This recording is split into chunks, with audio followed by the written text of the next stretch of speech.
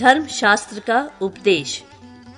पुष्कर कहते हैं, मनु, विष्णु, याज्ञवल्क्य, हारीत, अत्रि, यम, अंगिरा, वशिष्ठ, दक्ष, संवर्त, शातातप, पराशर, आपस्तंभ, उष्णा, व्यास, कात्यायन, बृहस्पति, गौतम, शंख और लिखित, इन सब ने धर्म का जैसा उपदेश किया है वैसा ही मैं भी संक्षेप से कहूंगा।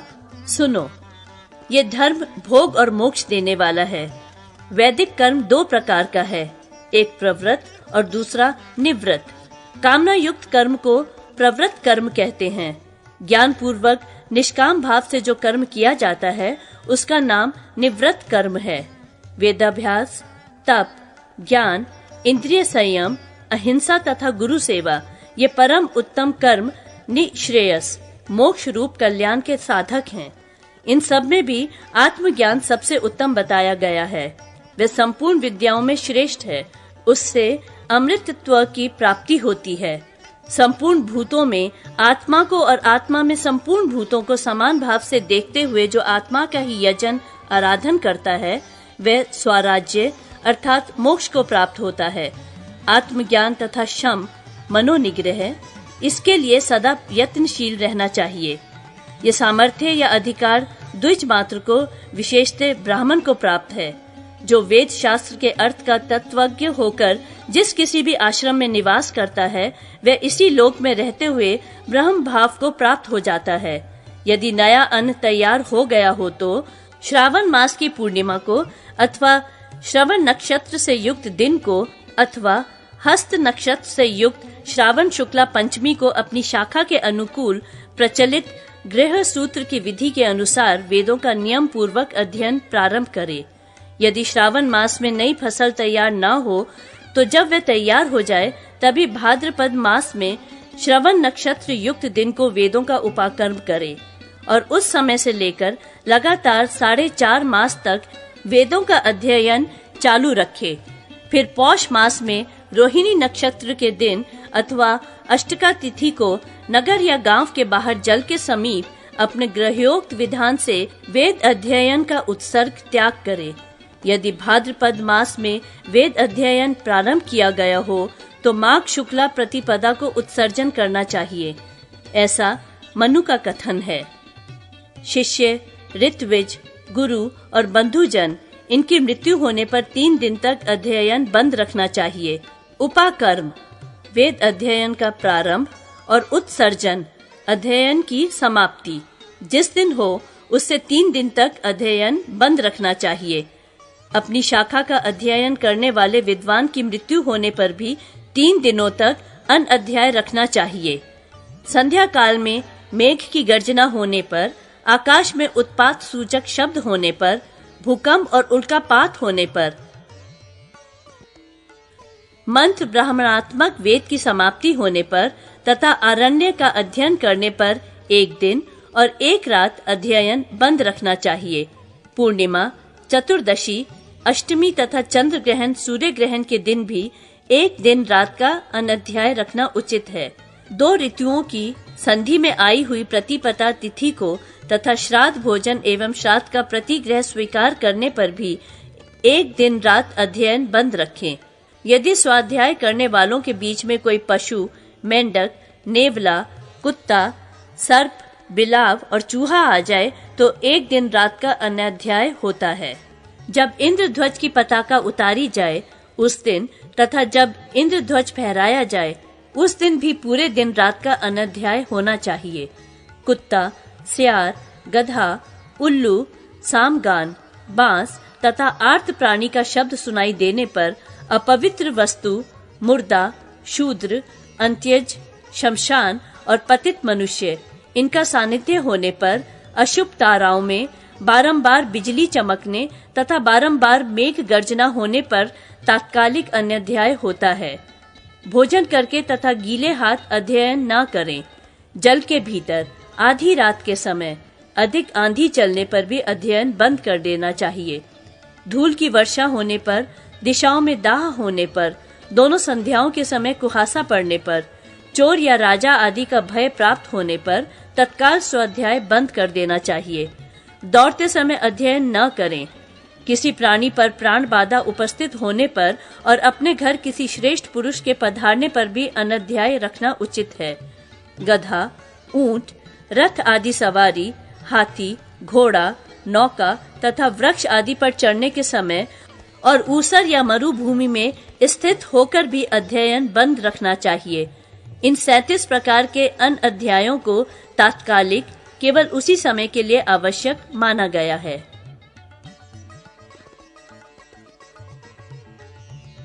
श्राद्ध कल्प का वर्णन।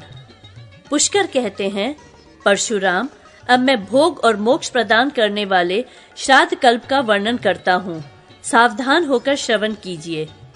श्राद्ध करता पुरुष मन और इंद्रियों को वश में रखकर पवित्र हो श्राद्ध से एक दिन पहले ब्राह्मणों को निमंत्रित करे। उन ब्राह्मणों को भी उसी समय से मन, वाणी, शरीर तथा क्रिया द्वारा पूर्ण संयमशील रहना चाहिए। श्राद्ध के दिन अपराह्न काल में आए हुए ब्राह्मणों का स्वागत पूर्वक पूजन करें।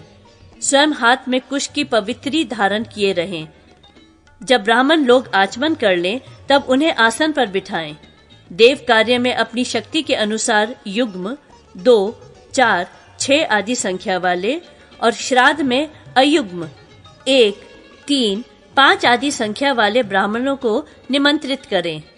सब ओर से घिरे हुए गोबर आदि से लिपे पुते पवित्र स्थान में, जहां दक्षिण दिशा की ओर भूमि कुछ नीची हो, श्राद्ध करना चाहिए।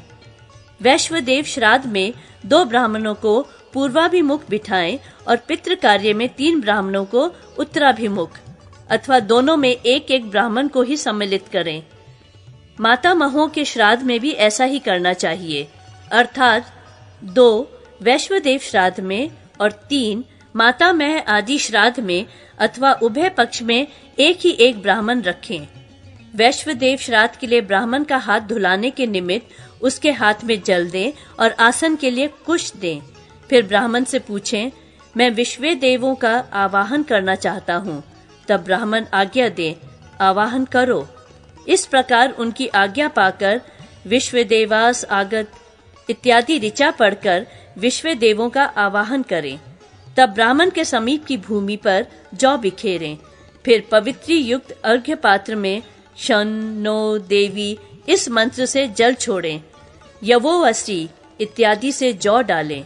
फिर बिना मंत्र के ही गंध और पुष्प भी छोड़ दें। तत्पश्चात या दिव्या आपह इस मंत्र से अर्घ्य को अभिमंत्रित करके ब्राह्मण के हाथ में संकल्प पूर्वक अर्घ्य दें और कहें, अमुक श्राद्धे विश्व देवा इदम वो हस्तार्घ्यम नमः।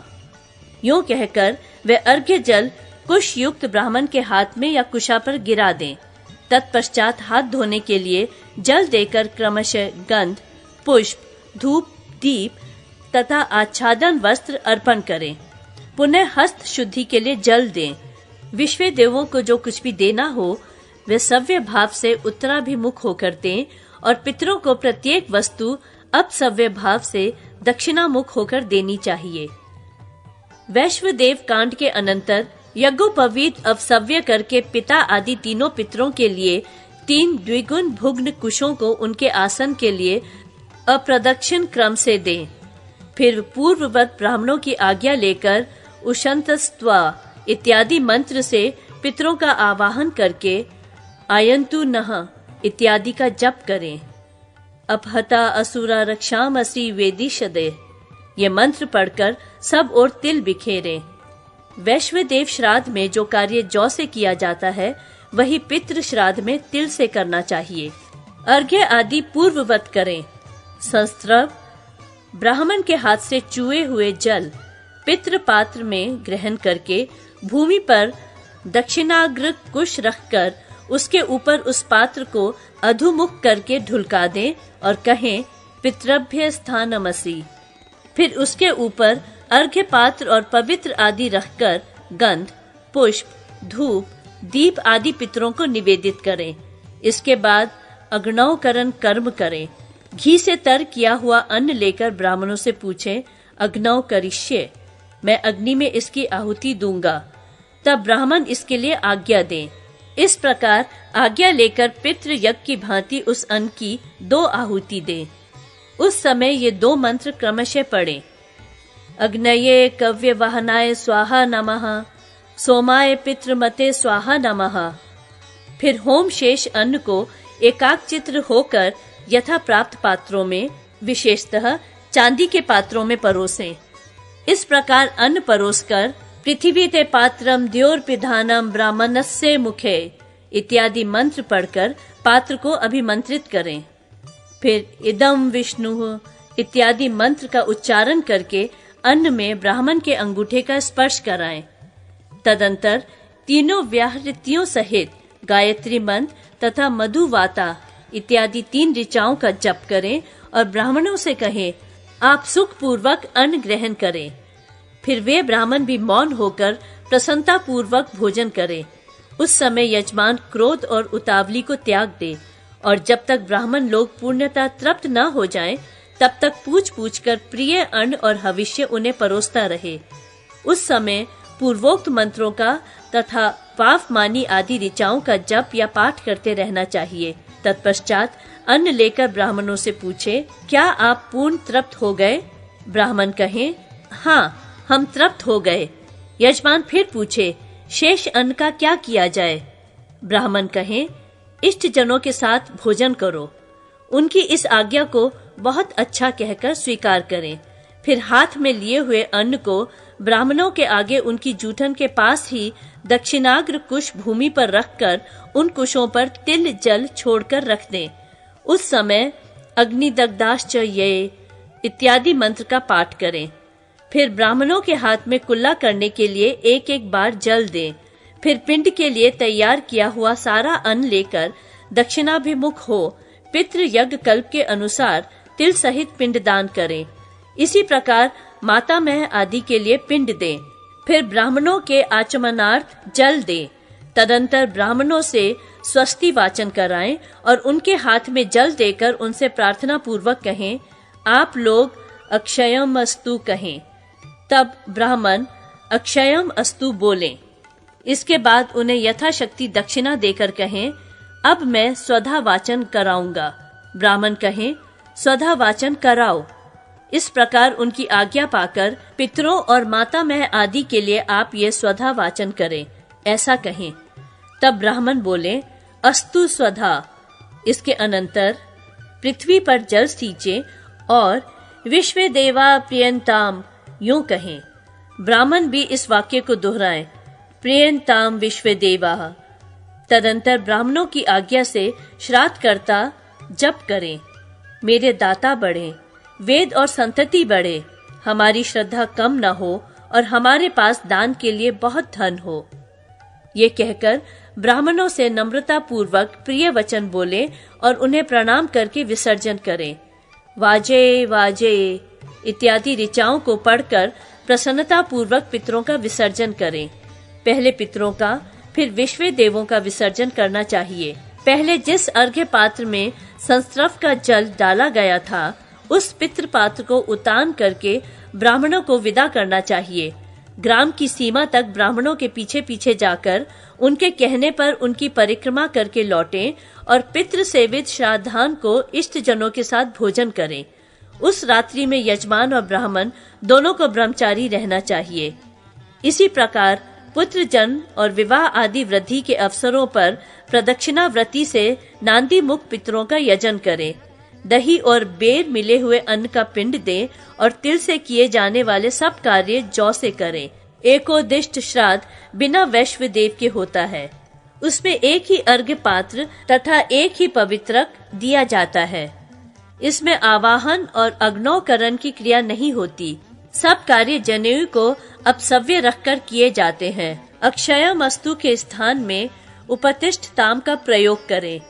वाजे वाजे इस मंत्र से ब्राह्मण का विसर्जन करते समय अभिरम्यताम कहें और ब्राह्मण लोग अभिरतः स्मः ऐसा उत्तर दें। सपिंडीकरण श्राद्ध में पूर्वोक्त विधि से अर्घ्य सिद्धि के लिए गंध, जल और तिल से युक्त 4 अर्घ्य पात्र तैयार करें। इनमें से 3 तो पितरों के पात्र हैं और 1 प्रेत का पात्र होता है। इनमें प्रेत के पात्र का जल पितरों के पात्रों में डालें। उस समय ये समाना इत्यादि 2 मंत्रों का उच्चारण करें।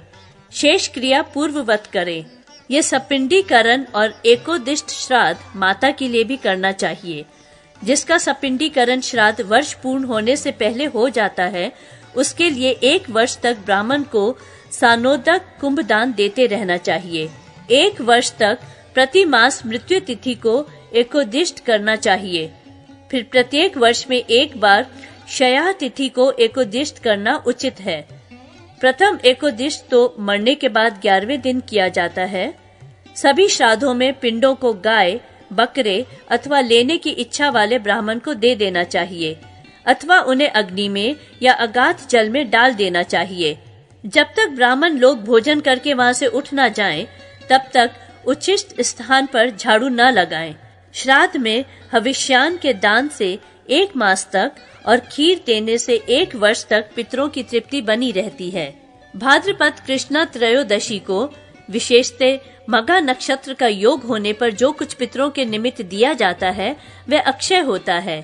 1 चतुर्दशी को छोड़कर प्रतिपदा से अमावस्या तक की 14 तिथियों में श्राद्ध दान करने वाला पुरुष क्रमशः इन 14 फलों को पाता है।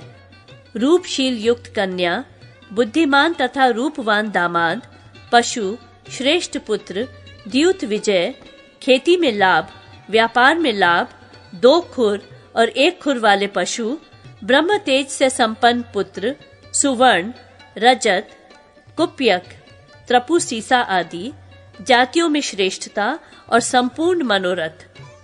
जो लोग शस्त्र द्वारा मारे गए हों, उन्हीं के लिए उस चतुर्दशी तिथि को श्राद्ध प्रदान किया जाता है। स्वर्ग, संतान, ओज, शौर्य, क्षेत्र, बल, पुत्र, श्रेष्ठता, सौभाग्य, समृद्धि, प्रधानता, शुभ, प्रवर्त चक्रता, अप्रतिहत शासन, वाणिज्य आदि, निरोगता, यश, शोकहीनता, परम गति, धन, विद्या, चिकित्सा में सफलता, कुप्य, त्रपु सीसा आदि, गौ, बकरी, भेड़, अश्व तथा आयु, इन 27 प्रकार के काम्य पदार्थों को क्रमशः वही पाता है जो कृतिका से लेकर भरणी पर्यंत प्रत्येक नक्षत्र में विधि पूर्वक श्राद्ध करता है तथा आस्तिक, श्रद्धालु एवं मत मात्सर्य आदि दोषों से रहित होता है। वसु, रुद्र और आदित्य ये 3 प्रकार के पितर श्राद्ध के देवता हैं। ये श्राद्ध से संतुष्ट किए जाने पर मनुष्यों के पितरों को तृप्त करते हैं। जब पितर तृप्त होते हैं तब वे मनुष्यों को आयु, प्रजा, धन, विद्या, स्वर्ग, मोक्ष, सुख तथा राज्य प्रदान करते हैं।